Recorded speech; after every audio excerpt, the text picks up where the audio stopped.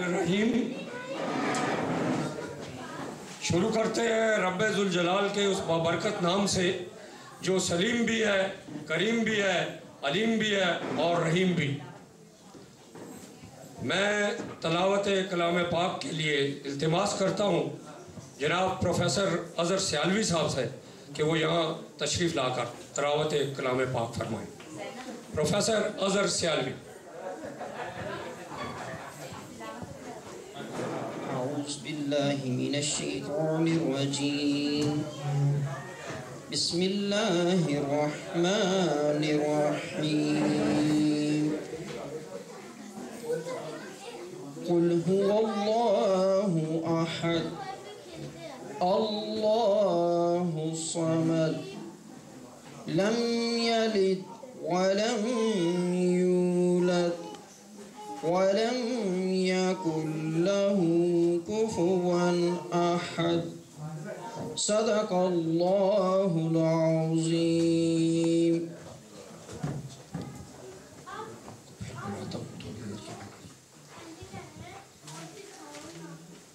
اللہ تعالیٰ کے بزرگ و برتر نام کے بعد اس تقریب پرمسرت کا باقاعدہ آغاز کیا جاتا ہے۔ جیسا کہ آپ کو معلوم ہے کہ آج کی یہ تقریب سعید جہانزیب عالم کے متورہ میں ریکارڈ کامیابی کی خوشی میں سجائی جا رہی ہے۔ جیسا کہ اس نوجوان جہانزیب عالم کے نام سے ظاہر ہوتا ہے کہ یہ وہ شخصیت ہے، یہ وہ فرد ہے جو جہاں کو زیب ہے اس کے لیے بڑا ہی دل پسند ہے، ہر دل عزیز ہے، اس کو اس کے لائق ہے۔ تو جیسا کہ اس کے نام سے ظاہر ہو رہا ہے ویسا ہی اس نے تعلیم اور تدریس کے معاملے میں بھی اپنی کامیابی حاصل کر کے یہ ہمارے ویانا میں علم کے میدان میں قدم رکھنے والے نوجوانوں کے لیے یہ ثابت کر دیا ہے کہ اس نے جو کامیابی کا ریکارڈ آج قائم کیا ہے، انشاءاللہ ویانا کے دیگر نوجوان جو تعلیم کے میدان میں اس کی تقلید کریں گے وہ بھی اسی طرح کامیاب ہونے کی کوشش کریں گے۔ جہانزیب کا یہ سفر یوں تو اس کے بچپن سے جوانی تک آج تک ہر موقع پر بڑا ہی اہم رہا ہے، لیکن سب سے پہلے اگر اس کے میں بچپن کا ذکر کروں تو بچپن میں سب سے اہم مدرسہ جہاں جہانزیب نے تعلیم پائی وہ اس کی ماں کی گود ہے جس میں اس نے تعلیم حاصل کی۔ گریٹ فلاسفر ارسطو، برطانوی فلاسفر برٹن رسل اور شیکسپیئر ماں کی گود کا ذکر اسی تناظر میں کر چکے ہیں۔ انہوں نے اپنے اپنے خیالات کا اظہار کرتے ہوئے ہمیشہ یہ کہا ہے کہ ماں کی گود ایک بچے یا بچی کے لیے ایک بہت بڑا مدرسہ ہوتی ہے جہاں سے وہ علم کی رائے متعین کرتا ہے مستقبل قریب میں یا اپنے مستقبل کی زندگی میں۔ تو جہانزیب نے بھی ماں کی گود سے جو تعلیم حاصل کی، آج جہانزیب کو اس پر فخر ہے، اور ہم سمجھتے ہیں کہ جتنے بھی ہمارے حاضرین یہاں تشریف فرما ہیں ان میں سے جو میری بہنیں ہیں انہیں بھی اپنے بچوں کو اسی طرح کی تعلیم مہیا کرنی چاہیے جیسا کہ جہانزیب نے حاصل کی۔ ہر ماں یہی کوشش کرتی ہے کہ وہ اپنی اولاد کی تربیت باطریق احسن انجام دے۔ ماں باپ کی تربیت کے ساتھ ساتھ میں اس پر ایک بار پھر آؤں گا کیونکہ بہن ریانہ کی جو تربیت ہے یا بھائی مقصود کی یہ رائے گاہ نہیں گئی، اس کا ہم اس چھوٹی سی تقریب میں آج پروگرام لمبا نہیں ہے بار بار ذکر کریں گے، لیکن ماں باپ کی تربیت کے ساتھ ساتھ اساتذہ کی تربیت کو جو ہے وہ بھی کسی طور پر نظر انداز نہیں کیا جا سکتا۔ میں یہ سمجھتا ہوں کیونکہ میں بھی ایک استاد ہوں، میں اپنا ذکر یہاں نہیں کروں گا، لیکن یہاں پر دو شخصیات ایسی ہیں جو جہانزیب کے اساتذہ میں شمار ہوتی ہیں اور وہ یہاں کی بہت ہی عام شخصیات میں ان کا شمار ہوتا ہے۔ میں سمجھتا ہوں کہ جب ماں بچے کو جھولنا جھلاتی ہے تو وہ اسے تعلیم کا درس دیتی ہے، اور اس جھولنے کے بعد جو اس کے افکار کی جو ہے وہ ان کو پالش کرتا ہے، اس کی مناسب رہنمائی کرتا ہے۔ جب وہ تھوڑا سا بڑا ہوتا ہے تو وہ استاد ہی ہوتا ہے۔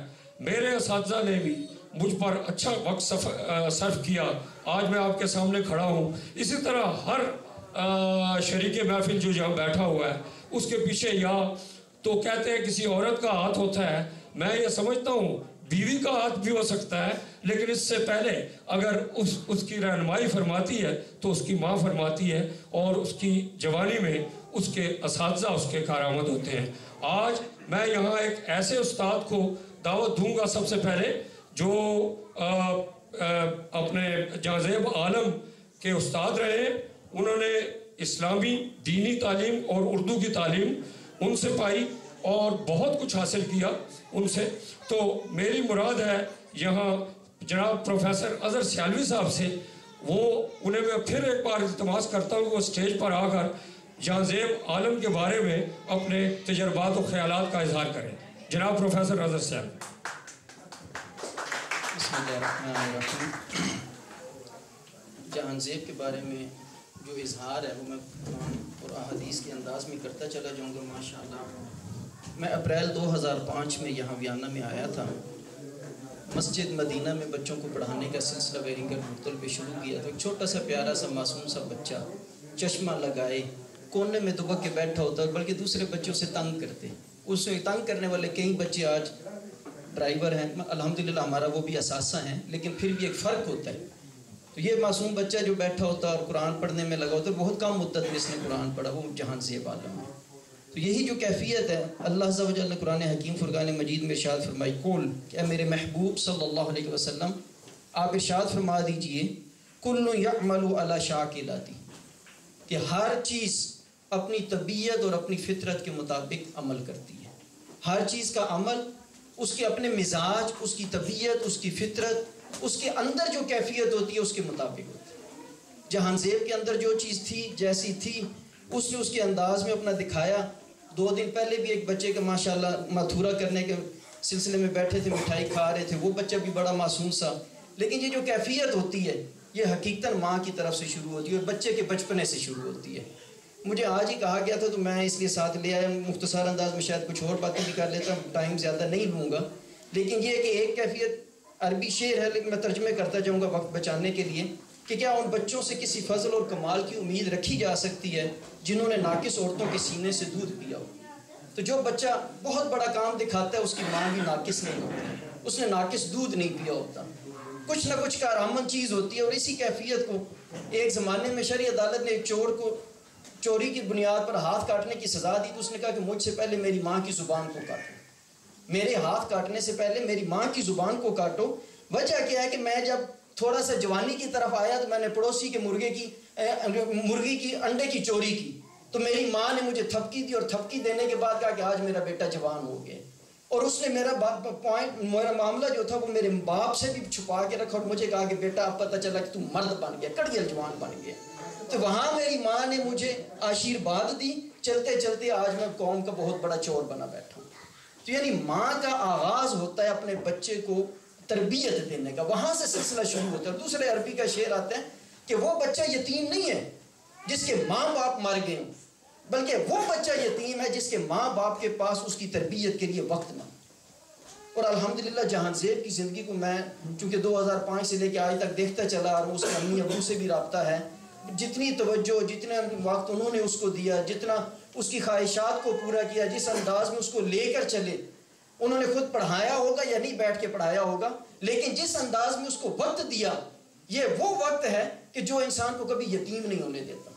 اس دنیا سے رخصت ہونا ایک فطری عمل ہے، حقیقت ہے، لیکن وہ بچہ کبھی یتیم نہیں ہوتا دنیا میں جس کے ماں باپ نے اس کو مکمل وقت دیا۔ اور جہانزیب یہ خوش قسمت نوجوانوں میں سے ہے کہ اس کے ماں باپ نے اسے وقت دیا، وہ آگے آگے چلتا چلا گیا اور اپنی منازل کو طے کر رہا ہے۔ اللہ عز و جل توفیق دے۔ یعنی یہاں کا جو میڈیا ہے وہ بیچارہ پریشان ہے کہ مقامی استرائے خیر جو ہیں وہ 15 سے 20% بامشکل جو انہی کی تعلیم تک پہنچ رہے ہیں، جبکہ آؤس لینڈر جو ہیں وہ 60 سے 70% بچے جو انہی میں جا رہے ہیں، اور ان میں سے ایک خوش قسمت یہ جہان زیب ہے. تو یہ ہمارا اثاثہ ہے کہ جو اس طرح جا رہا ہے، یہاں کا میڈیا پریشان ہے، وہ ڈھونڈنا چاہتا ہے کہ بات کیا ہے. لیکن اب جو اس کے ساتھ ساتھ دوسری چیزیں ہیں، یعنی کچھ والدین کے، ہم لوگ یورپ میں رہ رہے ہیں نا، ہم سے کمی خامی کوتاہی بھی ہو سکتی ہے، تو دونوں معاملات کو ساتھ ساتھ لے کے ایک طرف اللہ عز و جل نے یہ ارشاد فرمایا کہ ہر انسان اپنی تربیت کے مطابق، اپنی فطرت کے مطابق عمل کرتا ہے. دوسری طرف اللہ عز و جل نے ارشاد فرمایا المال والبنون زینت الحیات الدنیا، کہ مال اور بیٹے، یہ دو چیزیں، مال و دولت اور بیٹے، یہ انسان کی دنیاوی زندگی کی زیب و زینت ہے. یعنی جس کی اولاد پڑھ لکھ کے اچھی پوسٹنگ پر چلی جاتی ہے، اچھے مزاج کی بن جاتی ہے، اچھے کردار کی بن جاتی ہے، وہ ماں باپ کا اثاثہ ہوتا ہے. چلتے چلتے راہ چلتے بھی لوگ کہتے ہیں کہ یہ دیکھو یہ فلاں ماں باپ کی اولاد جا رہی ہے. تو جہاں زیب بھی جب جائے گا، انہی میں جائے گا، کہیں بھی آگے جائے گا، وہ اپنے ماں باپ کی ایک زینت بن جائے گا، ان کی مال اور متاع ہوگا. تو یہ بحیثیت والدین کے ہمارے لیے ایک اثاثہ ہوتا ہے، اور ہمیں سمجھنا چاہیے. ایک دو باتیں آخر میں آگے کروں گا کہ کہیں پھر پچھتانا نہ پڑے. تو یہ خوش قسمت ہے والدین بھی اور بچہ بھی. پھر اللہ عز و جل نے ارشاد فرمایا وَأَمْدَدْنَاكُمْ بِأَمْوَالٍ وَبَنِينَ وَجَعَلْنَاكُمْ أَكْثَرَ نَفِيرًا، کہ اے میرے بندو، میں نے تم کو مال اور بیٹوں سے قوت دی اور تمہارا لشکر زیادہ. یعنی یہ ماں باپ کا قوت ہوتے ہیں، اثاثہ. نبی کریم صلی اللہ علیہ وسلم کے دادا جان نے بھی جب کمزوری محسوس کی تھی تو اللہ عز و جل سے دعا کی تھی کہ یا اللہ مجھے بیٹوں کی کثرت عطا فرما جو میری طاقت بنے اور میں مخالفوں کے منہ توڑ جواب دے سکوں. تو ایک بیٹا بھی ہو لیکن اگر وہ بہترین کردار کا ہے، وہ ماں باپ کی قوت ہے، ماں باپ کی زیب و زینت ہے، ان کی زندگی کا اثاثہ. تو جہاں زیب کی یہ مثال اس کے ماں باپ کے لیے انشاءاللہ آگے دنیا میں نظر آئے گی. پھر اللہ عز و جل نے ارشاد فرمایا وَذُرِّيَّاتِنَا وَالَّذِينَ يَقُولُونَ رَبَّنَا هَبْ لَنَا مِنْ أَزْوَاجِنَا وَذُرِّيَّاتِنَا قُرَّةَ أَعْيُنٍ وَاجْعَلْنَا لِلْمُتَّقِينَ إِمَامًا، کہ مومن لوگوں کی یہ شان ہے کہ جب وہ دعا بھی کرتے ہیں تو وہ یہ کہتے ہیں کہ ہمارے رب ہماری بیویوں کو اور ہماری اولاد کو ہماری آنکھوں کی ٹھنڈک بنا دے. تو ایسی اولاد آنکھوں کی ٹھنڈک ہوتی ہے. اللہ تعالیٰ ہمارے مقصود بھائی اور ہماری ریانہ بھابی کی آنکھوں کی ٹھنڈک جہاں زیب کو بنا دے، جہاں زیب ان کی زندگی کی ٹھنڈک بن جائے اور ان کے لیے ایک اثاثہ بن جائے. لیکن اب جو دوسری طرف کیفیت ہوتی ہے بچوں کے لیے بھی جو پیغام ہے، یہ ایک بہت بڑا امیہ بن ابی السلط شاعر تھا، اس نے اپنے نافرمان بیٹے کے بارے میں بڑی درد کے ساتھ باتیں کہیں. اب یعنی اس میں دونوں بچوں کو بھی ہمیں محسوس ہونا چاہیے کہ ہمارے ماں باپ کیا کرتے ہیں، اور جو والدین کوتاہی کر رہے ہیں اپنی زندگی میں اپنے بچے کو یتیم رکھ کر وقت نہ دے رہے ہوں، ان کے لیے بھی اس میں ہے. میں صرف ترجمہ پیش کرتا جا رہا ہوں کہ جب تم بچے تھے تو میں نے تمہیں کھلایا پلایا، اور جوان ہوئے تو تمہاری دیکھ بھال کی، تم اس سے فائدہ اٹھاتے جو میں تمہارے لیے جمع کرتا تھا اور اس سے سیرابی حاصل کرتے تھے. یعنی ماں باپ جو کماتے ہیں بچہ ان سے نفع حاصل کرتا ہے، اس سے سیراب ہوتا ہے، اسے کوئی محنت نہیں کرنا پڑتی. اگر تم کسی شب بیمار ہو گئے تو میں نے تمہاری بیماری کی وجہ سے بے چینی سے جاگتے ہوئے پوری پوری رات گزار دی. ایسا معلوم ہوتا تھا کہ گویا تمہاری جگہ میں خود بیمار ہوں، اور جو تم کو بیماری لاحق ہے اس کی وجہ سے میری آنکھوں سے آنسو جاری ہوتے رہتے تھے. میں ساری ساری رات روتا رہتا تھا کہ میرا بیٹا بیمار ہوا، میں اس کو اپنی بیماری سمجھتا تھا.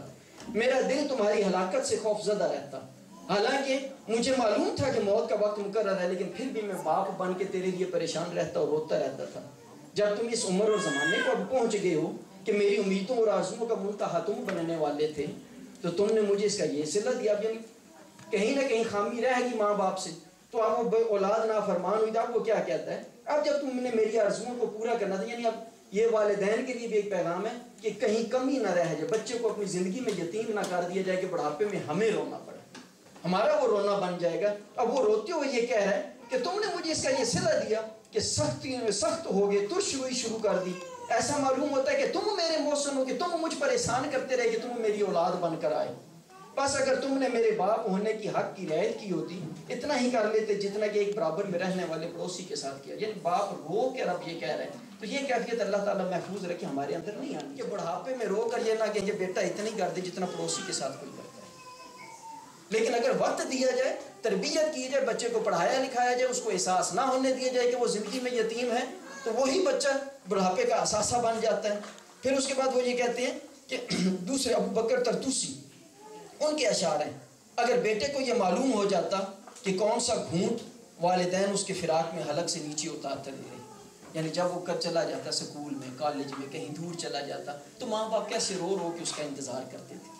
کاش بچے کو اگر یہ پتہ چل جائے ماں محبت کی وجہ سے مامتا کی آگ میں کس طرح سلگتی رہتی تھی، باپ کی آنکھوں سے کس طرح آنسو جاری رہتے تھے، اس کے فراق کی وجہ سے ماں باپ تباہی کے کیسے کیسے گھونٹ پیتے رہتے تھے، اس کی محبت کے وہ آثار ظاہر ہو جاتے جو اس نے چھپائے ہوئے تھے، تو وہ بیٹا ماں کی غم خاری کرتا جس کے پیٹ سے وہ پیدا ہوا، اور وہ اس بوڑھے باپ پر روتا جو مصائب میں ٹھوکریں کھا رہا ہے، اور والدین کے ساتھ اپنی سخت مزاجی اور بد اخلاقی کو نرمی میں تبدیل کر دیتا اور ان کے حسن سلوک کا بدلہ اپنے حسن اخلاق سے دیتا۔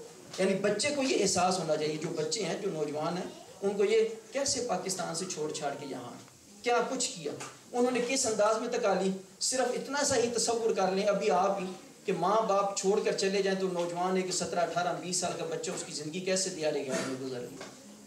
تو ماں باپ جو ہمارے تھے جو آپ کے ہیں وہ کس انداز میں یہاں اور انہوں نے کس انداز میں تکالیف، پڑھے لکھے بھی آئے اور لوگ بھی، تو کسی نے اخبار ڈالا، کسی نے ڈرائیوری کی، کسی نے کچھ کیا صرف اولاد کے لیے۔ تو اب وہ احساس کر کے کہ ماں باپ نے تڑپتے تڑپتے کیسے زندگی گزاری، ان کو کچھ صلہ دیا۔ اب ان کا بڑھاپا ہے وہ کچھ نہیں کر سکتے، یورپ والوں کی طرح آلت سائن میں شک کر نہیں کرنا بلکہ اپنے سینے سے لگا کے رکھنا۔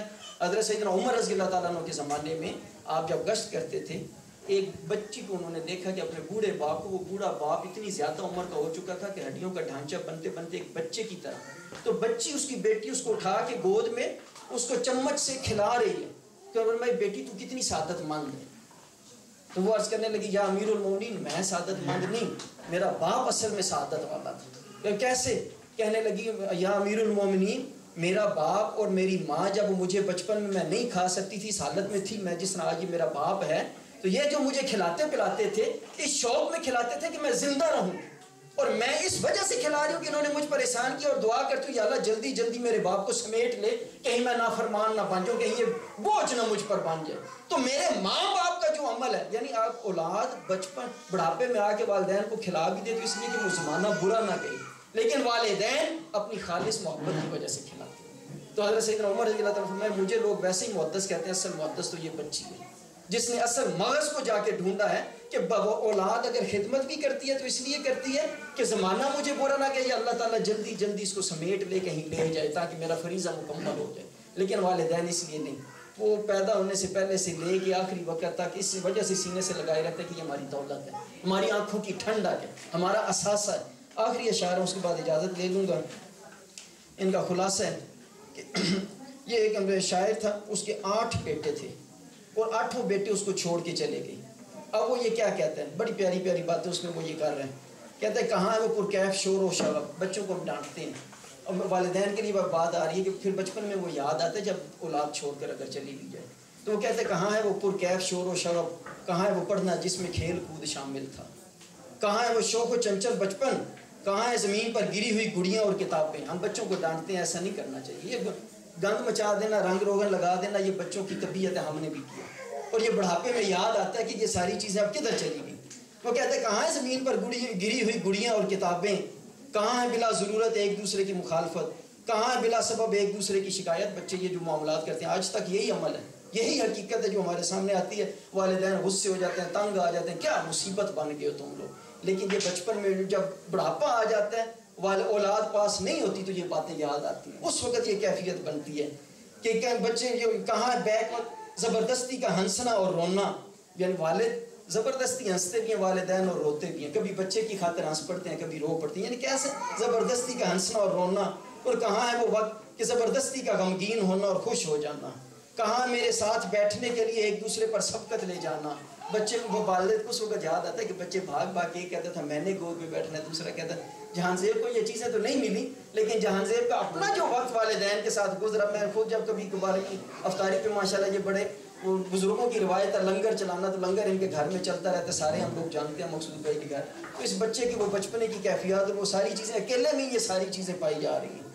تو وہ پھر یہ کہتے ہیں کہ کہاں میرے ساتھ بیٹھنے کے لیے ایک دوسرے پر سبقت لے جانا، مجھ سے محبت پیار کی وجہ سے چاہے کھانے کا دسترخوان ہو یا پینے کے لیے پانی، وہ دھکم پیل کرتے میرے ساتھ بیٹھنے کے لیے اور میرے قرب کے لیے جہاں بھی وہ چلے جائیں۔ وہ فطری داعیہ کی وجہ سے میری طرف رخ کرتے ہیں چاہے خوف کی حالت ہو یا خوشی کی، بچہ خوف میں ہو یا خوش ہو، باپ نے ڈانٹا ہوا بھی ہو ماں کی طرف، ماں نے ڈانٹا باپ کی طرف، یہی دنیا ہے بچے کی اور کہیں۔ وہ کہتے ہیں یہ ساری چیزیں کدھر چلی گئی، کیوں اکیلا بیٹھا، 8 بچے تھے، بڑا شور شغب، بڑی معاملات، ساری وہ زندگی کی کیفیت گزر گئی تھا، وہ یہ یاد کر رہے ہیں۔ خوش ہوں تو بھی بابا گنگناتے ہیں، غصے میں ہوں تب بھی ان کے منہ سے بابا نکلتا ہے، روتا ہے بچہ تب بھی بابا ماما کہتا ہے، خوش ہوتا ہے تب بھی ماما بابا کہتا ہے، اور کوئی لفظ اس کے منہ سے نکلتا ہی نہیں۔ اس کے بعد پھر وہ کہتے ہیں دور ہوں تو بھی بابا کہہ کر پکارتے ہیں، قریب ہوں تو بھی بابا کہہ کر سرگوشی کرتے ہیں، کل تو ان سے میرا گھر بھرا ہوا تھا اور آج ہلاکت ہو، آج کے دن کے لیے وہ سب چلے گئے۔ ایسا معلوم ہوتا ہے کہ وہ خاموشی جس نے ان کے جانے کے بعد گھر پر ڈیرا ڈال دیا ہے، بخار کے مریض کی بے ہوشی ہے کہ اس کے افاقے میں تکان، غم اور بے چینی کا دور چلتا رہتا ہے۔ یعنی یہ بہت آگے لمبا چلا جا رہا ہے، صرف آگے کرتے وہ کہتے ہیں گھر کے ہر گوشے میں ان کے نشانات ہیں اور ہر جانب ان کے شور و شغب کی آواز ہے، کھڑکیوں کے شیشے انہوں نے توڑ ڈالے، آئل پینٹ کی ہوئی دیوار میں انہوں نے سوراخ کر ڈالے، دروازے کی چٹکنیاں توڑ دیں اور اس پر نشانات بنا دیے اور لکھ دیا، پلیٹ میں کچھ حصہ اس مٹھائی کا، آپ کو ساری چیزیں پھر یاد کرتے ہیں، مٹھائی کا پڑا ہے جو مٹھائی کے ڈبے سے انہوں نے چھین جھپٹ کر کھایا تھا، ایک حصے میں ان کا کاٹا ہوا سیب پڑا ہے اس پانی میں جو انہوں نے بہا دیا تھا۔ میری نگاہ جس طرف بھی اٹھتی ہے میں انہیں کہتا کہ ان بچوں کی طرف دیکھتا ہوں جو رخصت ہو گئے، کل وہ کرنائل میں ٹھہرے ہوئے تھے اور آج حلب میں جا ٹھہرے ہیں۔ بچے دور چلے جاتے ہیں، بچے پر چھوڑ جاتے ہیں، اپنے رزق میں روزگار میں چلے جاتے ہیں۔ ہم لوگ خوش قسمت ہوں گے اگر بچے ہمارے پاس رہیں اور ہمارا اثاثہ بن کر رہیں، ہم اپنے بچوں پر توجہ دے کر رکھیں، ان کی تعلیم تربیت کے لیے اپنی زندگی میں وقت نکالیں۔ اور یہ مثال مجھے بڑی خوشی ہو رہی تھی کہ اس ہفتے میں 2 ہفتوں میں نے اپنے 4-5 بچوں کا سنا جنہوں نے ماتھورا کیا، اور اللہ تعالیٰ ان کی زندگیوں کو اور مبارک کرے۔ ساتھ اب آخری ایک پیغام دے دو کہ ہمارے والدین کی ذمہ داری نہیں تو یہ رونا پڑے گا۔ ایک بچہ بھی یونیورسٹی میں پڑھتا ہے، پچھلے دن اس نے ایک شکوہ کیا، استاد یعنی سائنس کے، یہ نہیں کہ باقی لوگ کرتے ہیں اسلام کے خلاف یا پاکستان کے خلاف پروپیگنڈا، فزکس پڑھ رہا ہے وین یونیورسٹی میں، اور فزکس کا پروفیسر اس کو کیا کہہ رہا ہے؟ فزکس کا پروفیسر اس کو یہ کہتا ہے کہ پاکستان والے احسان فراموش ہیں، یہ ریجڈ قسم کے مسلمان ہیں۔ وجہ کیا ہے کہ ڈاکٹر عبدالسلام جس نے فزکس میں نوبل پرائز ون کیا تھا، اس کے ساتھ یہ نفرت کرتے اور اس کو مقام نہیں دیتے۔ تو پوچھا جی وہ کیسے؟ اب یعنی وہ دماغ میں زہر ڈالتے ہیں، جب بچے ہمارے یونیورسٹی میں جائیں گے تو سائنس والے بھی دماغ میں زہر ڈالتے ہیں۔ ہماری ذمہ داری ہے کہ ہمیں پھر رونا نہ پڑے کہ ان کی پلیٹوں میں پڑے سیب اور ان کی مٹھائیاں اور ان کے کھانے اور وہ چیزیں یاد آتی ہیں اور وہ شیشے ٹوٹنے اور وہی یادیں ہماری رہ جائیں۔ نہیں، یہ سمجھانا اور یہ ہماری ذمہ داری کہ وقت دینا ہے، یہ وقت دینے کے بعد بات نکلے گی، پھر پتہ چلے گا کہ یونیورسٹی میں ان کو کیا پڑھایا۔ تو اس نے کہا کہ اس کا کیسے، کہنے لگا پاکستان پورے میں کہیں کوئی ایک اس کا اسٹیچو، کوئی ایک بت بنا ہوا مجھے دکھا، کہ پاکستان والوں نے اس کو ریجیکٹ کر دیا اور پوری دنیا نے اس کو ایکسیپٹ کر لیا۔ تو بچے نے مجھ سے پوچھا، سوال کیا، میں نے کہا بیٹا ہم لوگ بت شکن ہیں، بت ساز اور بت فروش نہیں ہیں۔ ہمارے قائد اعظم کا بھی بت وہاں نہیں ہے، ہمارے علامہ اقبال کا بھی بت وہاں نہیں ہے، اور اگر وہ یہ کہتے ہیں کہ ہم ایک چور سائنسدان کو اپنا ہیرو مانتے ہیں تو بت اس کا بھی وہاں نہیں ہے۔ ڈاکٹر عبدالقدیر کا بھی بت وہاں پہ نہیں ہے، پورے پاکستان میں نہیں ہے۔ اور دوسری طرف یعنی معلومات ہونی چاہیے۔ میں نے کہا بیٹا پڑھے لکھے لوگوں میں پڑھے لکھے لوگوں کی قدر ہوتی ہے۔ ڈاکٹر عبدالسلام کا پورا اردو کی بک میں ایک چیپٹر موجود ہے، سکول میں بچوں کو انٹروڈیوس کروایا جاتا ہے کہ ڈاکٹر عبدالسلام پاکستان کے ایک فرزند تھا جس نے نوبل پرائز، بے شک وہ مرزائی تھا، لیکن یعنی پڑھے لکھے کہ مجھ سے نفرت نہیں۔ باقی بت بنانا، اسٹیچو بنانا، یہ تم بتوں کی عبادت کرنے والوں کا کلچر ہے، تمہاری ثقافت ہے، ہماری ثقافت یہ نہیں۔ ہم بت شکن ہیں، ہم بت ساز نہیں، بت فروش نہیں۔ تو یعنی یہ ایک مثال دے رہا ہوں، ہمارے بچوں کی زندگی صرف باہر کی فحاشی اور عیاشی اور گمراہی کے سے خوف زدہ نہیں۔ یہ جس کا دل پاک صاف ہوگا وہ مکہ میں ہو یا یورپ میں ہو وہ مومن اور متقی ہوگا، لیکن جس کا دل گندا ہوگا وہ مکہ میں بھی بیٹھ کے چوری کر رہا ہوگا اور حج کے دنوں میں بھی جا کے وہ لوگوں کی جیبیں کاٹ رہا ہوگا، لیکن جس کا دل ذکر والا ہوگا وہ یورپ میں بھی بیٹھ کے، ہاں خوف کس بات کا کہ بچہ جہاں گیا ہے وہاں کے لوگ میرے بچے کو میرے بارے میں کیا بتا رہے ہیں، اس پر توجہ رکھ کر اور اس کو وقت دے کر پیار محبت سے اس کے سوالوں کے جواب دیں اور اس کو ڈانٹنا نہیں تو پچھتانا پڑے گا۔ جہاں زیب خوش قسمت ہے، اس کو اپنے ماں باپ سے پیار محبت کھیل تماشا ہر چیز ملتی ہے اور ہر قسم کی شفقت ملتی ہے، اور یہی وہ چیز ہے جس سے اس بچے کی پروان میں، اس کے اٹھنے میں، اس کی اٹھان میں اپنا اہم کردار ادا کیا۔ اگر یہ چیز نہ ہوتی تو شاید یہ بھی بھٹکا ہوا بچہ رہتا، کوئی ہلکا پھلکا اخبار ہی ڈال رہا ہوتا، کچھ اور ہی کر رہا ہوتا، ہماری طرح چل رہا ہوتا۔ لیکن اللہ تعالیٰ اس کو رنگ لگائے۔ بحیثیت استاد کی میری دعا ہے کہ جیسے ماں باپ اس کو وقت دے رہے ہیں سارے ماں باپ وقت دیں، اور جس طرح اس نے کام کیا ہے سارے پاکستانی اور مسلمان بچے یہی کام کریں اور اپنے ملک اور قوم اور مذہب کا اثاثہ بنے۔ وما علیہ الا البلاغ۔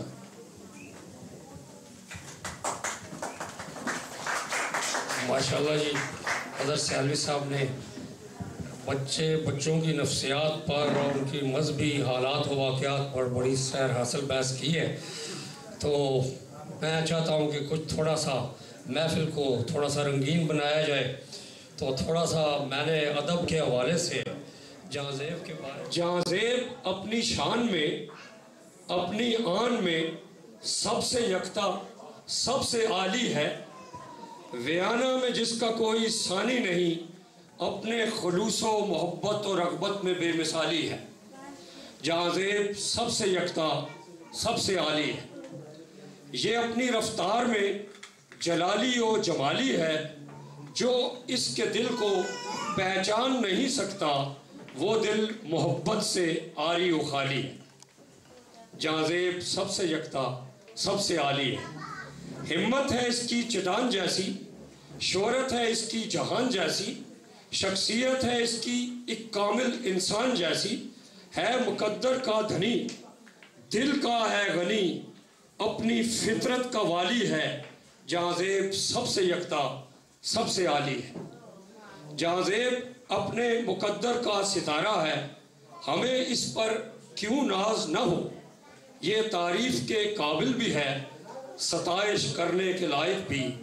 کسی کی سوچ سے بالاتر ہو جائے جو، کسی کی سوچ سے بالاتر ہو جائے جو، یہ تدبر و علم کا ایک ایسا استعارہ ہے.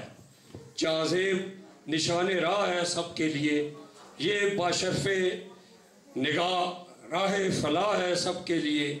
یہ منزل امن و ارتقاء ہے سب کے لیے. یہ پسر عظیم ہی نہیں، قدرت کا حسین تحفہ رنگین نظارہ ہے.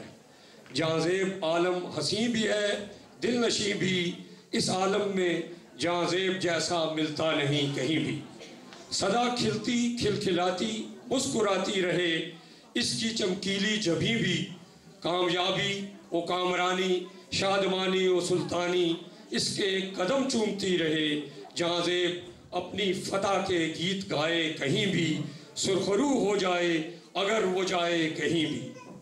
ماں باپ عزیز دوستوں کی دعائیں اس کے ساتھ ہیں، اپنے بیگانوں کی نیک تمنائیں اس کے ساتھ ہیں.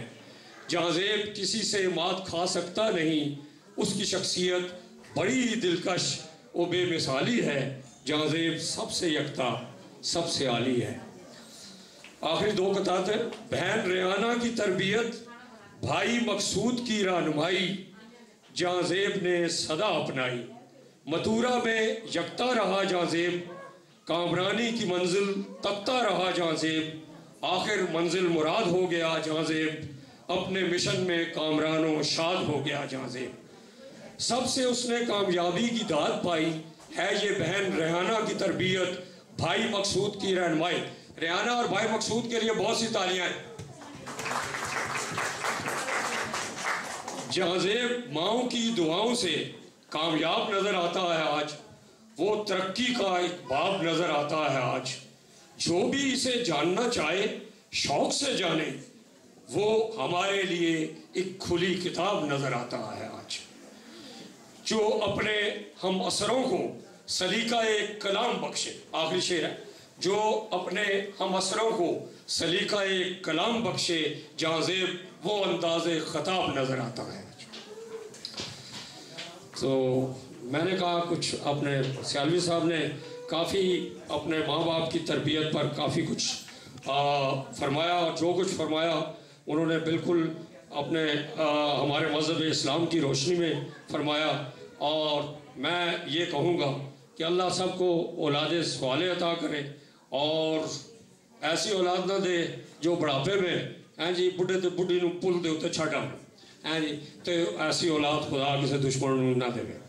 تو اب اس سے پہلے کہ میں بھول جاؤں، میں اسپیشلی یہاں آپ حاضرین بہن بھائیوں بچوں سب کا، پاکستانی کمیونٹی سے تعلق رکھنے والے ان کا شکریہ ادا کرتا ہوں.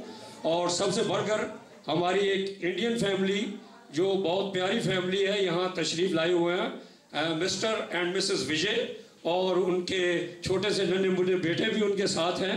ان کی تشریف آوری ہمارے سب کے لیے بڑا it's a matter of pride for us. that they are among us, اور یہ ہمارے لیے باعث فخر ہے. اور وجے صاحب اور مسز وجے کے لیے آپ ان کی انکریجمنٹ کے لیے ایک دفعہ give them a big hand. اس کے علاوہ ہمارے دو اور نہایت ہی مہذب مہمان آسٹریا کے باہر ممالک سے تشریف لائے. ان میں سے ایک تو جناب جو ہیں وہ جازیب عالم کے ماموں گرامی ہیں جناب اشفاق بیگ صاحب, جو بیلجیم سے اپنے اہل و عیال کے ساتھ یہاں جازیب کی اس خوشی میں شرکت کرنے کے لیے بیلجیم سے تشریف لائے ہیں. ان کے لیے بھی بہت سی تعریف اور ان کی فیملی کے لیے. وہ ان کے بعد جازیب صاحب کے چچا بھی یہاں موجود ہیں, چودھری خالد صاحب, جو اٹلی سے خاص طور پر اس تقریب میں خصوصی شرکت فرمانے کے لیے یہاں تشریف لائے ہیں. چودھری خالد صاحب کے لیے بھی بہت سی تعریف. میں ایک دفعہ پھر کہوں گا اس سے پہلے کہ ہم ایک چھوٹی سی یہاں پر ہم نے لاٹری رکھی ہوئی ہے بچوں کے لیے, اس کے اگلے مرحلے میں جائیں. اور آج ہم اس تقریب کو بہت طوالت نہیں دیں گے, لمبا نہیں کریں گے, کیونکہ مجھے پتا ہے کہ بچے کافی تنگ کر رہے ہیں ماں باپ کو, تو اسے بہت ہی مختصر کریں گے. لیکن ہمارے ایک بہت ہی محترم ہستی ویانا کی ایک نہایت ہی مذہبی دینی شخصیت جناب علامہ غلام مصطفیٰ بلوچ صاحب یہاں تشریف فرما ہے. وہ کہتے ہیں وہ جس میٹنگ میں نہ ہو یا جس جلسے میں نہ ہو وہ جلسہ ادھورا رہ جاتا ہے, وہ تقریب ادھوری رہ جاتی ہے. تو ان کی آمد بھی ہمارے لیے بڑی باعث افتخار ہے. تو انہوں نے بھی ابھی اجتماعی دعا بھی فرمانی ہے اور جازیب کے ایک استاد کی حیثیت سے انہوں نے بھی کچھ کہنا ہے. تو میں زیادہ وقت اب اس تقریب کو اور طول نہیں دینا چاہتا. میں صرف یہی کہوں گا کہ ناز ہے اس ماں پر, بہن ریانہ پر, ناز ہے اس والد گرامی پر, بھائی مقصود پر, جس نے جازیب جیسے بیٹے کو اس دنیا میں لائے اور جنم دیا اور اتنا پال کر بڑا کیا, اور وہ اتنا ایک فرما بردار بچہ ہے. صرف وہ علمی میدان میں ہی آگے نہیں ہے بلکہ اخلاقی لحاظ سے بھی وہ ایک بہت عظیم بیٹا ثابت ہوا ہے. اور ماشاءاللہ ہماری یہ دعا ہے کہ آئندہ بھی وہ اسی طرح ترقی کی منازل طے کرتا رہے.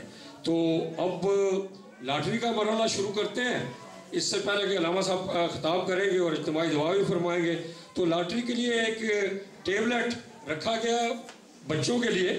اور یہ جو لاٹری ہے اس کا طریقہ کار یہ ہے کہ ہر بچے کو ٹکٹ نمبر دے دیا جائے گا, ایک ٹکٹ نمبر دے دیا جائے گا, اور اس کے بعد یہاں سے ہم نکالیں گے, ایک بچہ آئے گا یہاں سے بھی نکالے گا, جو ٹکٹ نمبر اس ٹکٹ نمبر سے ٹیلی کر گیا یعنی اس سے مطابقت رکھا, اس بچے کو ٹیبلٹ یہ جو ہے اس کے حصے میں آئے گا.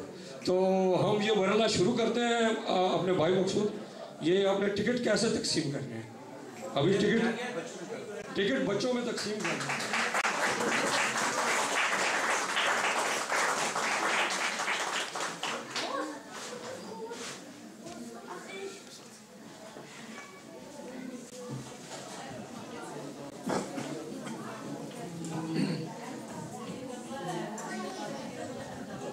جی ٹکٹ تقسیم کرنے کا مرحلہ سب بچوں نے لے لیے ٹکٹ, سب بچوں کو ٹکٹ مل گیا جی, سب بچوں کے پاس ٹکٹ موجود ہے.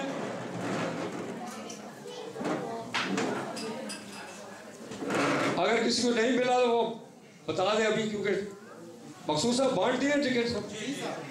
اچھا تو آپ اگلا مرحلہ شروع کیا جائے, آپ آئیں گے یہاں دیکھیں کون سا بچہ ہے اس میں سے نکالے گا, ایک پرچی کون سا بچہ نکالے گا کسی کو. سب سے کم عمر کسی چھوٹے بچے کو بلا لیں. آپ کا بیبی آپ لے آئے اسے, لے آئے ادھر, لے آئے بیٹا ادھر, لے آئے اسے, لے آئے, لے آئے.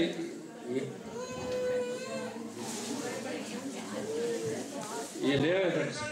نہیں آپ کچھ کہیں کچھ اس موقع پر کچھ اس کے بعد بس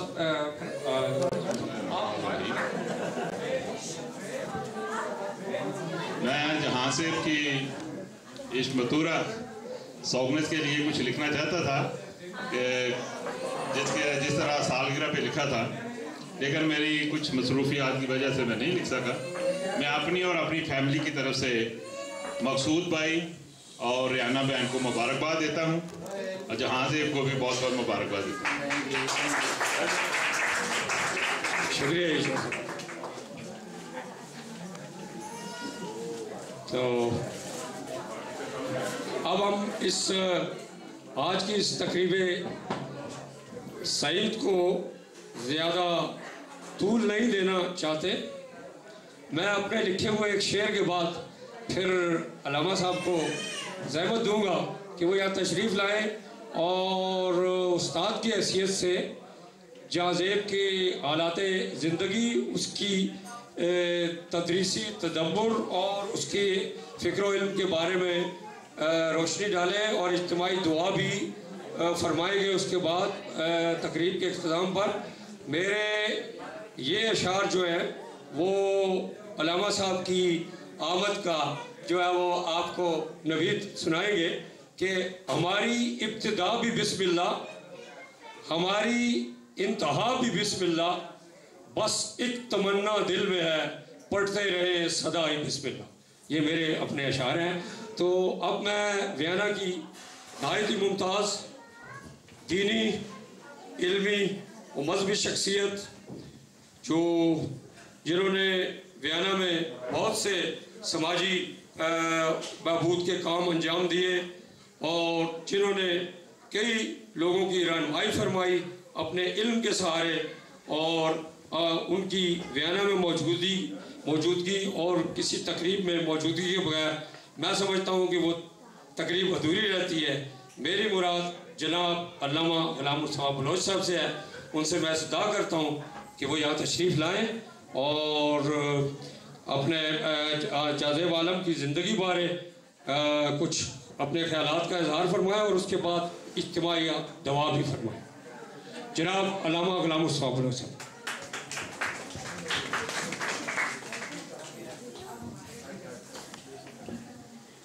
اعوذ باللہ من الشیطان الرجیم، بسم اللہ الرحمن الرحیم۔ قال اللہ تعالی فی القرآن المجید والفرقان الحمید، اقرأ باسم ربک الذی خلق، صدق اللہ العلی العظیم، وبلغنا رسولہ النبی الامی الکریم، ونحن علی ذلک لمن الشاہدین والشاکرین، والحمد للہ رب العالمین۔ ان اللہ وملائکتہ یصلون علی النبی یا ایھا الذین آمنوا صلوا علیہ وسلموا تسلیما۔ اللہم صلی علی سیدنا و مولانا محمد وعلی آل سیدنا و مولانا محمد وبارک وسلم علیہ۔ مجھ سے قبل میرے دو نہایت ہی محترم بھائی دوست جہاں زیب کے بارے میں بڑی ہی آسن پیرائے میں اس کی سیرت کے بارے میں، اس کی تعلیم کے بارے میں، اس کے بچپنے کے بارے میں بیان کر چکے ہیں، حتیٰ کہ آپ نے سنا بھی صحیح کہ مسجد میں بیٹھے ہوئے کس طرح بڑے پیارے انداز میں دوسروں کو نہ تنگ کرتے ہوئے بلکہ لڑکیوں سے تنگ کرتے تھے، لیکن اس کے باوجود اس نے اپنی تعلیم کو مکمل کیا اور اپنے مقصد کی طرف اس نے دھیان دیا۔ اس سے آگے جو حقیقت جس کا اعتراف اور جس کا بیان میرے دو فور گینگرز نے کر دیا کہ ماں کی گود اور باپ کی شفقت، یہ ابتدائی مراحل میں گزرنے والے بچے کے لیے بڑا اہم رول پلے کرتے ہیں۔ اور میں اگر اسی کو دہراؤں تو میرے خیال میں وقت پورا ہو جائے گا، کیونکہ مجھے ساتھ ہی آخری لفظ ادا کرتے ہوئے پروفیسر شوکت اوان محترم صاحب نے مجھے یہ بیان کیا کہ میں اس کی جو آئندہ کی زندگی ہے یا جو اس کے خیالات ہیں، اس کے تصورات ہیں، اس کے بارے میں بھی کچھ نہ کچھ ذہن میں رکھ کے گفتگو کروں، تو میں ان اعترافات کے ساتھ کہ ماں کی گود واقعتاً ایک ایک پہلی درسگاہ ہے، باپ کی شفقت، باپ کا انگلی پکڑ کر چلانا، مدرسہ تک لے کے جانا، سکول کی رستہ دکھانا، یہ نہایت اہم امور ہے۔ اور یہ جو بچپن میں بچے کو انوائرمنٹ ملتی ہے یا فیلڈ ملتی ہے یا ماحول ملتا ہے، اس کے اندر ان کا پہلا اور بنیادی کردار ہوتا ہے۔ اس کے بعد اگلے مراحل آتے ہیں، خواہ وہ اسکول ہو، خواہ وہ مدرسہ ہو یا وہ مسجد ہو، وہ ماحول اسے بعد میں ملتا ہے اور پھر انسان آگے پروان چڑھتا ہے۔ کیونکہ یہ ماتورے کا بالخصوص جو بشتاندن ماتورا ہے، اس کے بعد اس کے لیے علم کے دروازے یونیورسٹی کی صورت میں کھلنے ہیں۔ اب وہ دور جسے ہم بچپن کا دور کہتے ہیں، اس سے آگے بڑھ کے اب اس نے جوانی کے دور میں قدم رکھا ہے۔ تو جو اسلام کی آفاقی تعلیم ہے، جو ابتدائی مراحل تھے اس کے بارے میں جیسے میں نے اعتراف کیا، دونوں میرے دوستوں نے پہلے بیان کیا، اب میں تھوڑا سا ایک اگلے سٹیپ کی طرف آپ کی توجہ دلانا چاہتا ہوں۔ اس کے اندر جیسے میرے دوست نے پہلے بیان کیا، جناب حضرت عباس صاحب نے، کہ جو اسلام پر سوالات وارد ہوتے ہیں، اگر ہم اس آفاقی سوچ کی طرف دھیان دیں گے تو ان سوالات کا جوابات، ان کے جوابات بھی ہمیں اپنی ہی تعلیم سے مل جائیں گے۔ تو چونکہ یہ قدم رکھ رہے ہیں آگے یونیورسٹی کی طرف، تو میں نے جو ایک آیت پڑھی ہے آج کے موضوع کے حوالے سے، یہ وہ آیت ہے جو اللہ جل مجدہ کی طرف سے اپنے پیارے حبیب لبیب محمد رسول اللہ صلی اللہ علیہ وسلم پر پہلی وحی کے طور پر نازل ہوئی۔ اور وہ اللہ جل مجدہ نے جو پہلی وحی بھیجی وہ کیا تھی؟ اقرا باسم ربک الذی خلق، آپ پڑھیں اللہ کے نام سے، پروردگار کے نام سے، جس نے انسان کو پیدا کیا۔ مسلمان ہونے کے ناطے سے ہمارا یہ یقین ہے اور اعتماد ہے کہ اللہ جل مجدہ اپنے بندوں کے لیے سب سے زیادہ بہترین اس کے لیے مربی ہیں، اس کے لیے بہترین ایک فیلڈ فراہم کرنے والے ہیں۔ اس اعتبار سے اللہ نے جو پہلی تعلیم دی ہم مسلمانوں کو، امت مسلمہ کے لیے، اور بالخصوص نوجوانوں کے لیے درس ہے، بچوں کے لیے درس ہے کہ وہی تو پہلے یہ بھی ہو سکتی جو بڑا بگڑا ہوا ماحول تھا، اس سے بگڑا ہوا ماحول میں پوری دنیا میں نہیں ملتا، لیکن اللہ نے ایسے بگڑے ہوئے ماحول کو درست کرنے کی اور درست سمت میں جانے کے لیے بھی جو پہلی وحی عطا کی وہ کیا تھی کہ آپ پڑھیں اللہ کے نام کے ساتھ۔ گویا پڑھنا جو ہے اور پڑھائی کی طرف قدم اٹھانا جو ہے، کیوں ہم کہتے ہیں کہ وہ بچہ جب مدرسے میں داخل ہوتا ہے، سکول میں داخل ہوتا ہے، اس کی سوچ یہ ہوتی ہے کہ میں اللہ کا نام لے کر پڑھ رہا ہوں، وہی میرا خالق ہے، وہی میرا مالک ہے۔ تو ہم ان احادیث پر، ان واقعات پر یقین رکھتے ہیں کہ اس کے نیچے فرشتے بھی پر بچھاتے ہیں۔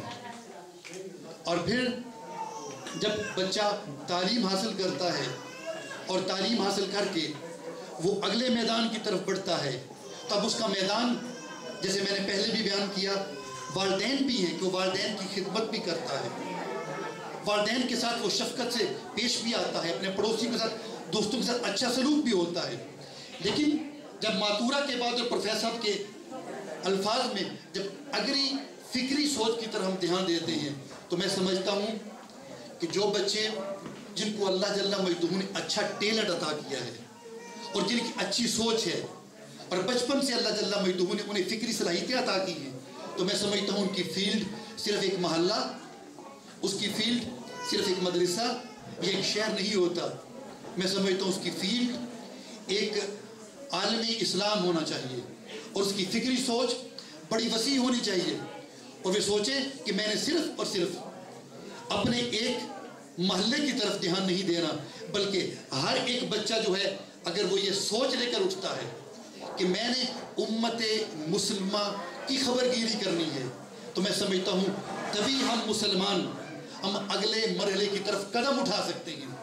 ہم جس عمر میں گزر رہے ہیں، کوئی 40 سے اوپر ہے، کوئی 50 سے اوپر ہے، کوئی 60 سے اوپر ہے، ہم جو والدین جہاں پر بیٹھے ہیں، تو اب ہمارے بچے جو ہیں ان سے یہ ہمیں توقعات وابستہ رکھنی چاہیے، اور بجا طور پر ہم توقعات وابستہ رکھتے ہیں کہ انشاءاللہ امت مسلمہ کی باغ ڈور یہ سنبھالیں گے، اور اگر یہ باغ ڈور سنبھالیں گے اور اپنے دین کا اور اپنے ملک کا اور امت مسلمہ کی خبر گیری کریں گے، تو میں سمجھتا ہوں جیسے آفاق کے اندر وہ لوگ جنہوں نے کچھ کام کر دکھائے ان کے نقوش پا ختم نہیں ہوتے، بلکہ وہ دنیا سے گزر جانے کے باوجود بھی ان کا نام بھی، ان کی ہستیاں بھی وہ زندہ رہتی ہیں، انہیں اسٹیچوز بنانے کی ضرورت نہیں رہتی۔ جیسے حضرت علی کرم اللہ وجہ الکریم کے ایک شعر ہے، فرماتے ہیں اخو العلم حی خالد بعد موتہ واوصالہ تحت التراب رمیم، فرماتے ہیں جو صاحب علم ہوتا ہے وہ مرنے کے بعد بھی زندہ رہتا ہے، حالانکہ اس کے مفاصل یا اس کی ہڈیاں تک بوسیدہ ہو چکی ہوتی ہیں زمین کے اندر، لیکن ہڈیاں بوسیدہ ہونے سے شخصیت نہیں مرتی، قدر نہیں مرتی، بلکہ جن لوگوں کی خاطر اس نے کام سر انجام دیے ہوتے ہیں ان کے دلوں کے اندر اس کی قدر باقی رہتی ہے، لوگ اسے فراموش نہیں کرتے، بلکہ وہ ان منٹ نقوش چھوڑ کر دنیا میں چلا جاتا ہے۔ اور باقی اللہ جل مجدہ نے جو ہمیں توجہ دلائی کہ آپ پڑھیں اللہ کے نام سے، تو رسول اللہ صلی اللہ علیہ وآلہ وسلم نے اسی وحی کو مد نظر رکھتے ہوئے اپنے صحابہ کرام کو، صحابیات کو، اپنے بچوں کی خبر گیری تعلیم کے حوالے سے کی۔ آج کل جہاں پر ہم بیٹھتے ہیں، تھوڑی دیر پہلے یہاں پر بھی بیٹھے تھے، تو ہم عموماً شکوہ کرنا شروع کر دیتے ہیں اپنے ملک کا، اپنے مسلمانوں کا، اپنے بھائیوں کا، بہنوں کا۔ کس لیے شکوہ کرتے ہیں کہ ہم دنیا کی دوڑ میں بہت پیچھے رہ گئے ہیں۔ حاشا وکلا اسلام نے کبھی بھی امت مسلمہ کے افراد کو دنیا میں پیچھے رہ جانے کے لیے نہیں کہا، بلکہ ہر وہ تعلیم، ہاں وہ سائنس کی تعلیم ہو، جو بھی دنیا کے اندر متداولہ علوم ہیں، ان میں ترقی کی انتہا تک پہنچنے کے لیے اللہ اور اس کے رسول نے ہمیں درس دیا ہے۔ اور رسول اللہ صلی اللہ علیہ وسلم نے اس دور کے اندر، جس دور کے اندر یہودی، جیسے کہ آج ہم کہتے ہیں، اس دور کے اندر ہمارا ایک ہی سوال ہوتا ہے کہ ہم مسلمان تو بہت زیادہ ہیں، اور بڑے ہمارے علماء کے جذباتی انداز میں تقریر کرتے ہوئے، اپنی افرادی قوت پر ناز کرتے ہوئے ایسے کلمات بھی کہہ جاتے ہیں جو زیب نہیں دیتے، لیکن یاد رکھیے کہ افرادی قوت کوئی کردار ادا نہیں کر سکتی جب تک ہمارے اندر کوئی بھی کمپیٹنس نہیں ہوگا، ہماری فہی قائدت نہیں ہوگی، ہم آگے نہیں بڑھ سکتے۔ وہ ضروری ہے کہ ہمارے بچے، ہمارے نوجوان تعلیم کی میدان میں آگے بڑھیں، اور یہ رسول اللہ صلی اللہ علیہ وسلم کی تعلیم ہے کہ جس سے ہم علم حاصل کرتے ہیں ہم اس کی قدر کرتے ہیں، اور خواہ وہ تو ایک مرضی کہ میرے بھائی مثال بیان کر رہے تھے، رسول اللہ صلی اللہ علیہ وسلم نے ہمارے لیے جو تعلیم کے نقوش چھوڑے ہیں اور علم کی قدر کے نقوش چھوڑے ہیں، انہوں نے ہمارے سامنے وہ نقوش چھوڑے کہ جس کے اندر مشرک بھی استاد ملتے ہیں۔ جب رسول اللہ صلی اللہ علیہ وسلم مدینہ شریف میں تشریف لے کر گئے تو وہاں پر کون سا ماحول تھا؟ میں سمجھتا ہوں اس سے بھی زیادہ خطرناک ماحول تھا۔ مسلمان جو تھے مدینہ میں جو بس رہے تھے وہ کون تھے؟ اوس اور خزرج۔ اوس اور خزرج کی مادی کیفیت کیا تھی؟ اوس اور خزرج بے شک تعداد میں زیادہ ہوں گے، لیکن وہاں پر یہودیوں کے 3 بڑے بڑے خاندان تھے، بنو قینقاع بھی وہیں پر تھا، بنو نذیر بھی وہیں پر تھا، اور بنو خزاعہ وہاں پر تھا، اور یہ تینوں خاندان جو تھے بڑے مدبر، بڑے سیاستدان، بڑے چال باز، اور یوں کہہ لیں جس طرح اس دنیا کے اندر موجودہ احوال کے اندر یہودیوں نے اسیر بنا رکھا ہے پوری دنیا کو، اور تمام دنیا کو اپنا مقروض بنا رکھا ہے۔ ویانا کے اندر آپ دیکھ لیں، آسٹریلیا کے اندر دیکھ لیں، ان کی تعداد زیادہ نہیں ہے، تعداد تھوڑی ہے، پوری دنیا کے اندر تعداد تھوڑی ہے، لیکن معیشت کے اعتبار سے انہوں نے شکنجے میں رکھا ہوا ہے۔ سیم اسی طریقے سے وہ یہودی جب مدینہ میں تھے تو انہوں نے اپنی اسٹیٹ کے اندر تمام کو اپنے شکنجے میں کیا ہوا تھا، جب چاہتے تھے اوس اور خزرج کے درمیان وہ لڑائی ڈلوا دیتے تھے، اور انہی کو اسلحہ بیچتے تھے، انہی سے وہ سود لیتے تھے، انہی کے درمیان جنگیں کرواتے تھے۔ گویا کہ سیم یہی ماحول جو آج کا ماحول ہے، بلکہ میں یہ کہوں گا اس سے بھی زیادہ کمزور ماحول تھا مسلمانوں کے لیے، خطرناک ماحول تھا، मुसलमानों के पास उस वक्त कुछ नहीं था, मुसलमान लुटे पुटे मदीना शरीफ में पहुंचे थे, लेकिन रसूलुल्लाह सल्लल्लाहु अलैहि वसल्लम ने उस माहौल को तब्दील करने के लिए जब ठानी थी तो पहला कदम क्या उठाया था? जब पहली फतह आपको मिल रही है ग़ज़वे बदर की, तो रसूलुल्लाह सल्लल्लाहु अलैहि वसल्लम ने उन पढ़े लिखे मुशरिकीन को मुखातब करके कहा था, जो मुसलमानों के यहाँ कैदी बन गए थे, गुलाम बन गए थे।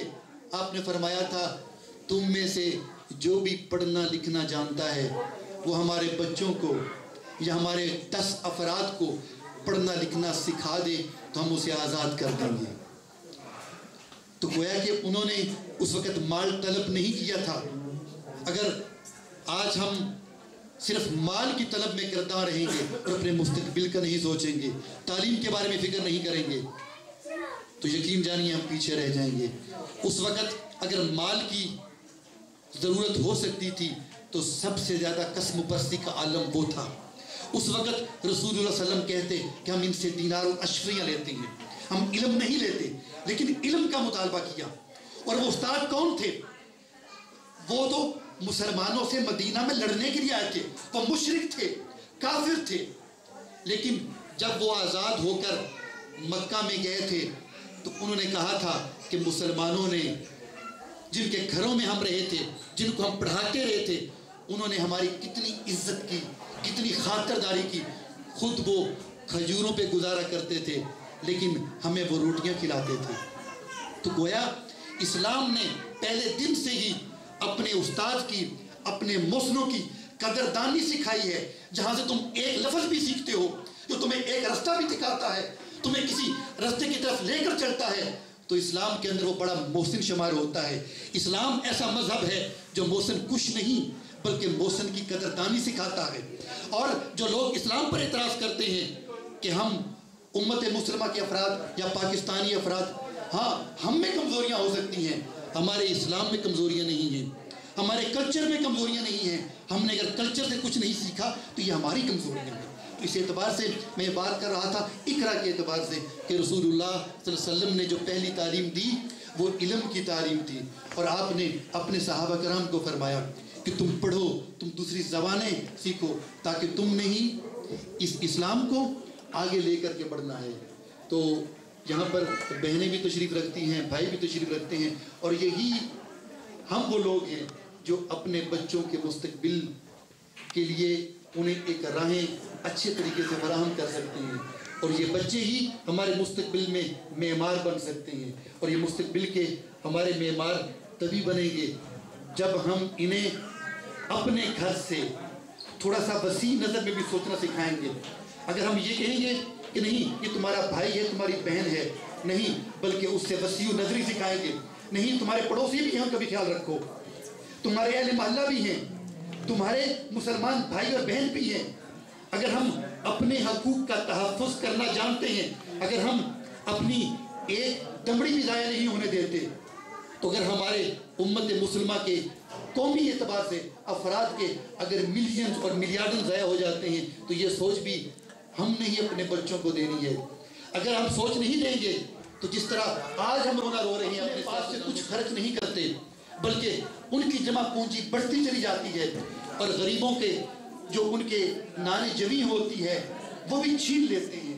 तो अगर हम अपने बच्चों को दूसरों पर शफकत करना, प्यार करना, उनके लिए खर्च करना नहीं सिखाएंगे या आफाकी सोच नहीं देंगे, तो यूँ समझ लें यही बच्चे बड़े होकर इन्हीं में से कोई सियासतदान बनेगा, इन्हीं में से कोई प्रोफेसर बनेगा, इन्हीं में से कोई इंजीनियर बनेगा, इन्हीं में से कोई हमारा मुस्तकबिल का रहनुमा बनेगा।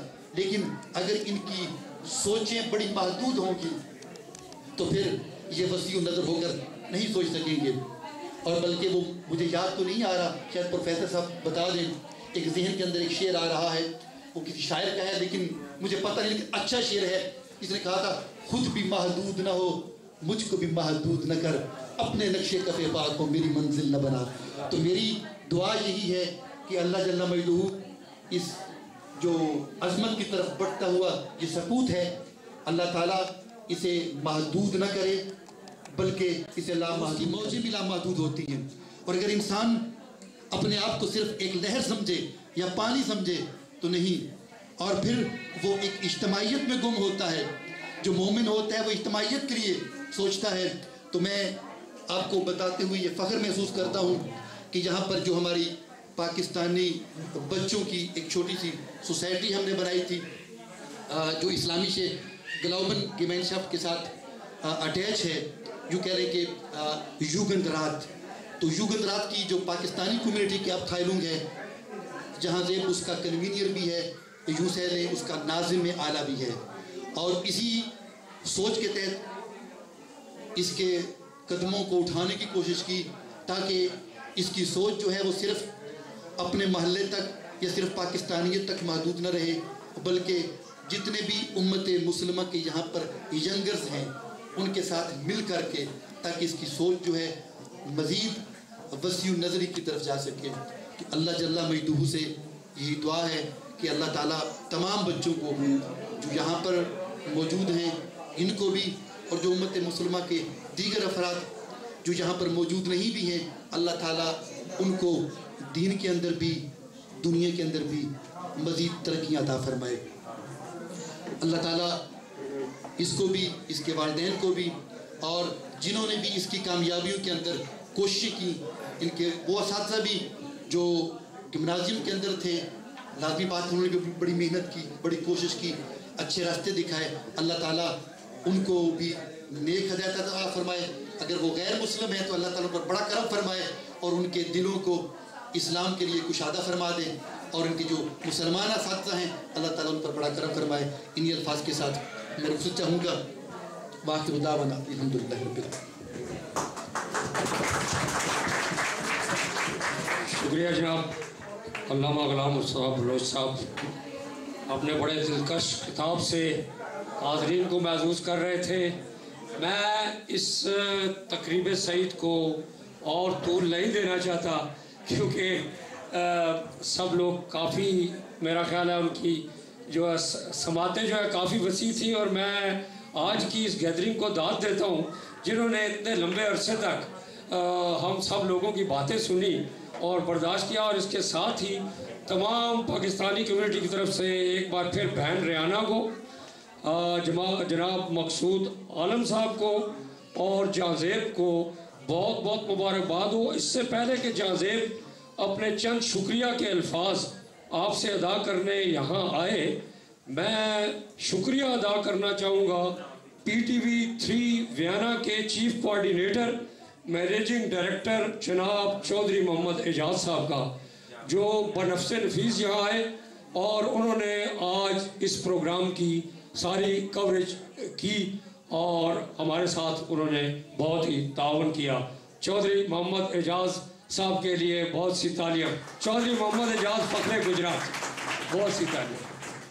تو اب میں جو ہے جہاں کو دعوت دوں گا کہ وہ آخر میں کچھ شکریہ کے الفاظ آپ سے کہیں، اور ان الفاظ کے ساتھ یہ تقریب پرمسرت اختتام کو پہنچے گی۔ اور میں پھر یہی کہوں گا اس کتاب کے بعد بھی کہ ہماری ابتدا بھی بسم اللہ، ہماری انتہا بھی بسم اللہ، اور یہی ہے کہ تمنا ایک دل میں ہے، پڑھتے رہے سدا ہی بسم اللہ، ہماری انتہا بھی بسم اللہ، ہماری ابتدا بھی بسم اللہ۔ مجھے آج مجھنا چیز کو، شوکت آوان کو آپ نے جو ہے وہ میزبانی کے فرائض عطا کیے۔ امید ہے آپ نے جو کچھ میں نے کہا، اگر میں نے کہیں کچھ غلط کہہ دیا ہو تو آپ سے معافی چاہتا ہوں، اور آپ نے مجھے بڑی دیر تک برداشت کیا۔ جہاں کے فوراً چند الفاظ کے بعد آپ کھانا حاضر ہے، کھانا کھائیں گے، اور اس کھانے پر بھی بسم اللہ ہوگی۔ تو اب میں جہاں کو آخر میں بلا رہا ہوں یہاں پر، وہ شکریہ کا چند الفاظ شکریہ کے آپ سے وہ شیئر کریں گا۔ جی جہاں عالم۔ السلام علیکم۔ میں آپ سب کا بہت بہت شکر گزار ہوں کہ آپ آج یہاں تشریف لائے ہیں، خاص کر کے اپنے ماموں اور چاچوں کو جو اتنی دور سے آئے ہیں میری خوشی میں شامل ہونے کے لیے، تو ان کا بہت بہت تھینک یو۔ متھورا کی بحاف سے میں ایک بات ضرور کہنا چاہوں گا کہ پڑھائی اور محنت ایک سائڈ پہ وہ سبھی کرتے ہیں، میں نے بھی کی ہے، لیکن جو سب سے امپورٹنٹ اور سب سے بڑا ہاتھ جن کا ہے وہ میرے ماما اور پاپا ہیں، اور ان کو میں تھینک یو کہنا چاہتا ہوں. بہت بہت شکریہ. اور زیادہ ٹائم میں بھی نہیں لوں گا کیونکہ بھوک مجھے بھی لگی ہے. ہو گیا تو بسم اللہ کیجیے. آپ نے کچھ کہنا ہے؟ نہیں آپ میرا خیال بچوں نے بہت انتظار کیا اور فوراً نے بسم اللہ کریں.